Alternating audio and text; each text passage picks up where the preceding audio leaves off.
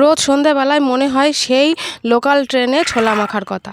তাই জন্য আজ সকালবেলা উঠে আমি ছোলা ভিজিয়ে রেখেছিলাম, আর তার মধ্যে প্রেশার কুকারের মধ্যে আমি সেগুলো দিয়ে দিলাম, একটু নুন আর দুটো আলু কেটে দিয়ে আমি সেদ্ধ বসিয়ে দিয়ে আসলাম। এখন আমি একটা তেঁতুল ভিজিয়ে রাখলাম, আর তার মধ্যে কেটে নিয়েছি শসা, পেঁয়াজ, কাঁচা লঙ্কা আর এক টুকরো লেবু, আর একটু ভাজা মশলা করে নিলাম, ধনে, জিরে আর তেজপাতা আর একটা শুকনো লঙ্কা আমি ভালো করে ভেজে শুকনো কলায় বেটে নিয়েছি।